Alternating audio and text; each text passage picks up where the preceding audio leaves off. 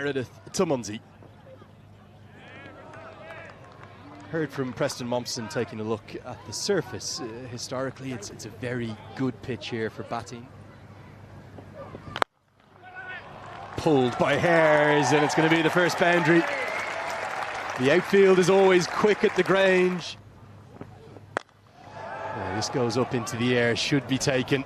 Simplest of catches for the skipper, Mitchell Marsh, who is delighted. This occasion gets a massive top edge, well taken by the skipper. Edged away, going to be edged for 4. And the fans getting into the action. Here players now. Mullen pulls and pulls in front to square. Beautifully for 4. That's a lovely way to get him into double figures. Hardier. The biggest cheer of the day greets the first maximum. Oh, what a strike that is from George Munzi. Munzi goes bang and gets a good piece of it. Thuds into the advertising hoardings. It's another maximum. His second, Scotland's second. They're just starting to get moving, starting to find the pace of the pitch. Batting has developed so much.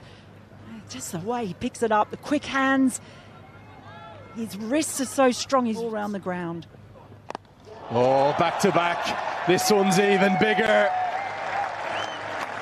He's at his belligerent best here, George Munzi. Pace. That is huge. He'll love doing that today, I can tell. Tries to get enough of it, won't go all the way, but will be 3 consecutive boundaries as Meredith is taken to task in his second over. 5 have been bowled, Scotland on the charge, 47 for 1 of this game. Right now Munzi is loving pace on the ball, but the Scottish crowd are enjoying every second of this. The 50s come up in grand style in the power play.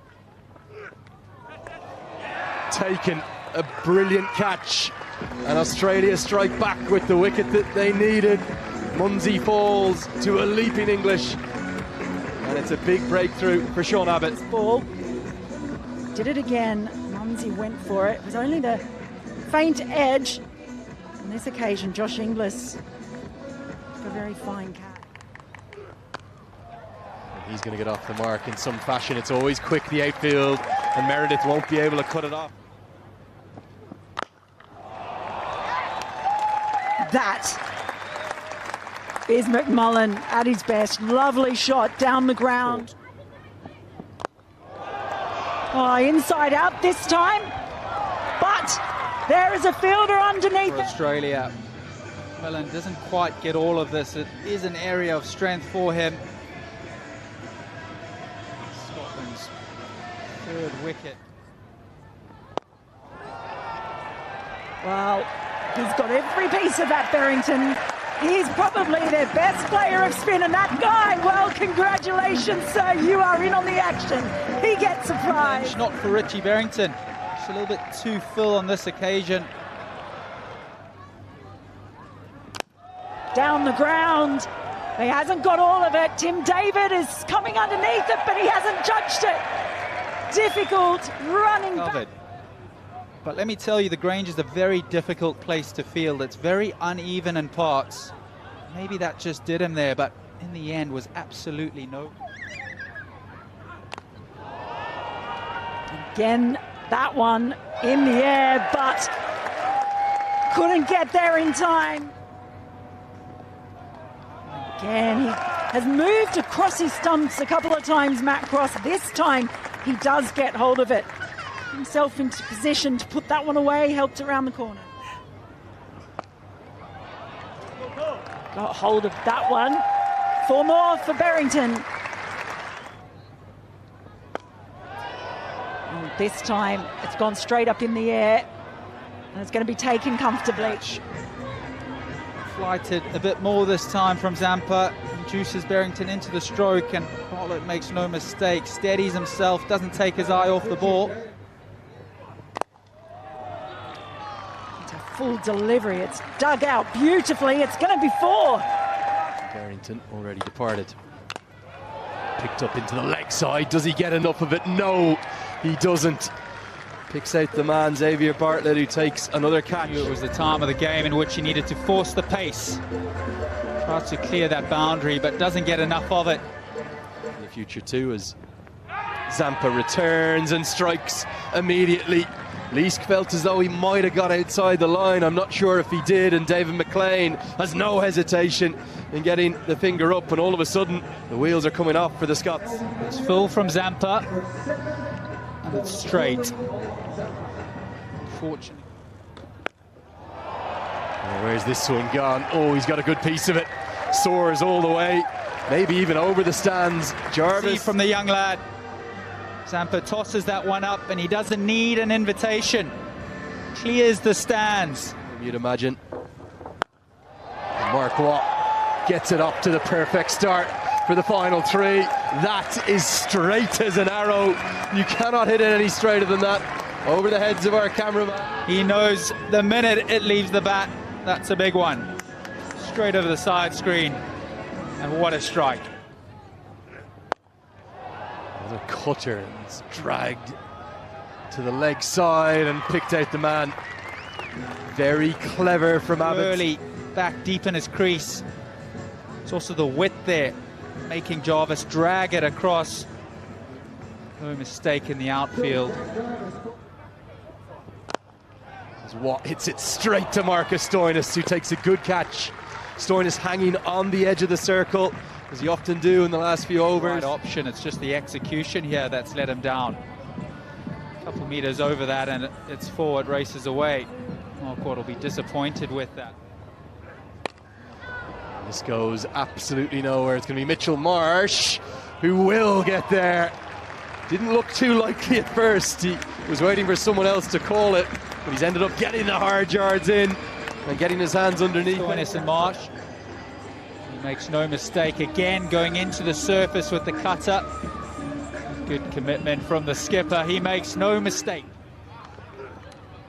And they're going to be bonus runs. And some cheers finally. And the final delivery of the innings is going to be a scampered by despite the direct hit from Inglis. Two umpires have a look at each other, they're happy with the height of that. And it will be an extra to the total to round out the first inning. Scotland will have to be satisfied. There'll certainly be no more than that. Coming back later on in the innings. There is the story so far. George Munsey got Scotland off to an absolute flyer. Him and McMullen were brilliant through the power play. Efforts from what's an inexperienced attack. Bartlett was probably the pick of them with 2 for 23, but great to see Ronnie Meredith get a T20I wicket after 3 years out. Wasn't an innings that necessarily Scotland will be overly pleased with, but they've got something on the board. They do. I'm actually quite fascinated to see that McMullen is opening the bowling for Scotland. This goes a long way up. Mid-wicket goes back, Charlie Castle, he holds on! And Scotland, they strike early, and Fraser McGurk. Perhaps feeling the pressure, that previous ball, cross up to the stumps behind the wicket, increasing the pressure, just gets right underneath that one. Charlie Castle, well, he for Scotland.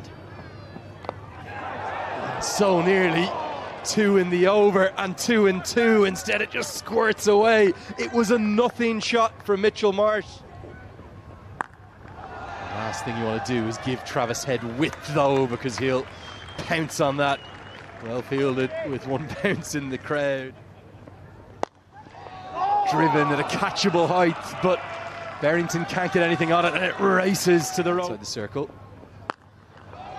Problem is, Head pounces on width. Almost an action replay from a few balls prior. 4 more. Cut away, and it finds the gap. There's almost an eerie silence, isn't there, every time Australia hit a boundary, but this is a fine stroke. Big blow towards the leg side. Now, there is a man out there, but it's over his head. And it goes all the way for 6. He's so dangerous. This was maybe just for half a moment. Back boundaries. Well, I just talked about the Grange not being big enough to contain him, and on this occasion it wasn't. Well done out there. Watch yourself if you're out there. Because mid-on has come up into the circle, he'll club you down the ground. This is a batting exhibition from Travis Head. He's putting on a show here in Edinburgh. Now flicks it away to the leg side. Oh, this is quite brilliant. It's 20 from the over, and it may well have been held in the crowd to go with it. 3 have been bowled. Australia, they are flying.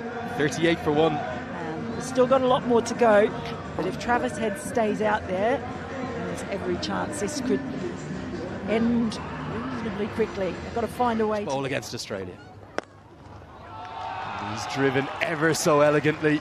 Not too much wrong with the delivery, but the perfect cover drive. Pulled and pulled powerfully. We're seeing something quite brilliant here from Travis Head. Monstrous. Smoked all the way. Going to be 6 more. And Head is flying towards 50. The crone is because it's put down in the crowd. He's on one. He's on one. You just look at the different parts of the grounds he's targeted. It's almost like the 50s come up inside 4 overs, and you can add to that, it's going to be 4 more. And Head goes to 47 in bowling.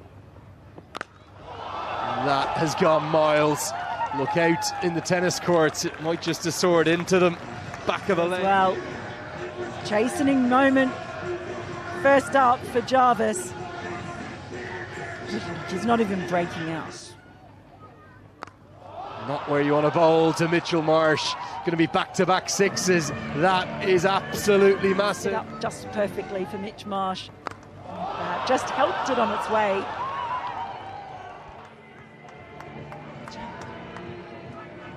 Well, that is an absolute barn.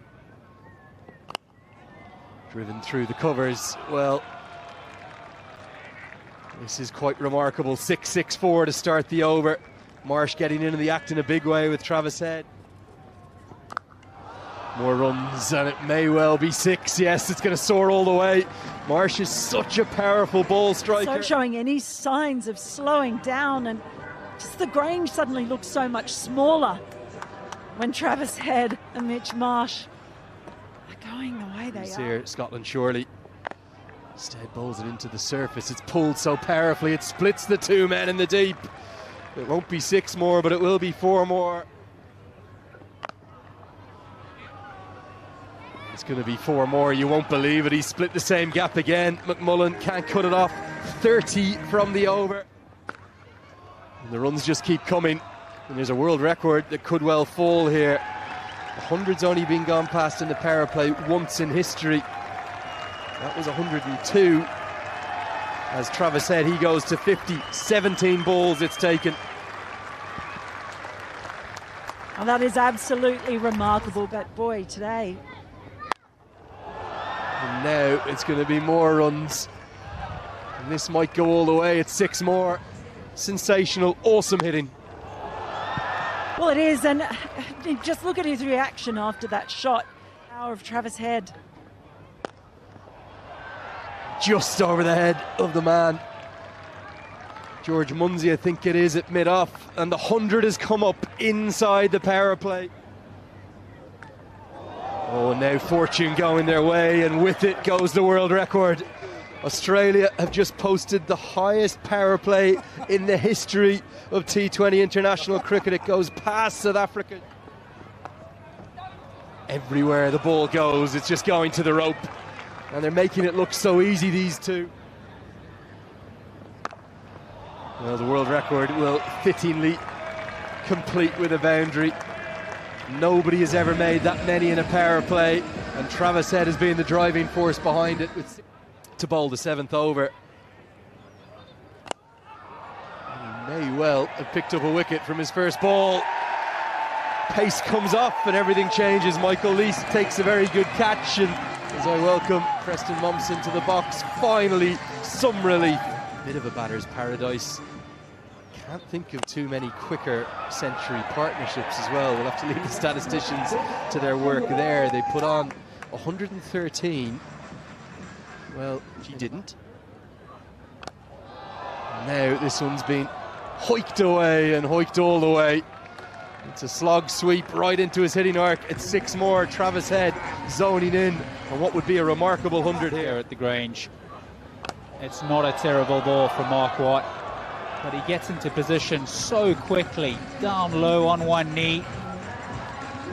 Timing, as he's done all innings. Range.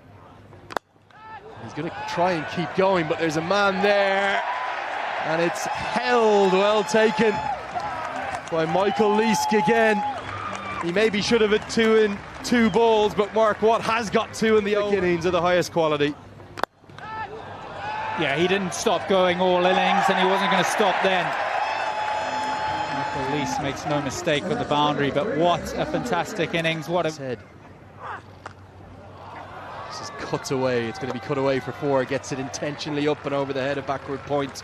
Good batting from Inglis. Big pull shot now. There is a man out there, but it's gone miles over his head. This one's out of the ground as well. He was in the game, but no, it was a long way over him. Just not enough pace at that length. In the course of a bigger picture, Jack Jarvis back into the attack, and he's clipped away for 4 more. Inglis making use of that bit of fortune, that life that he had. Driven really pleasingly.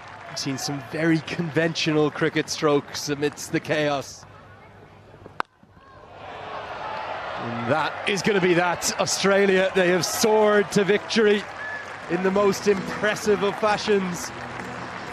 A terrific Travis Head masterclass, one of the best innings you will ever see. 8 boundaries in those 12, and fittingly it was ended with a maximum from Marcus Stoinis, who's showing not too many ill effects from that blow to the hand. The capacity crowd that came in, they've been treated well to an absolute extravaganza win for Scotland over Australia.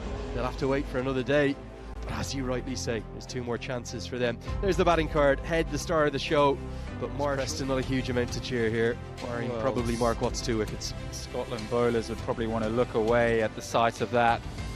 It was a late introduction of Mark Jarvis in particular.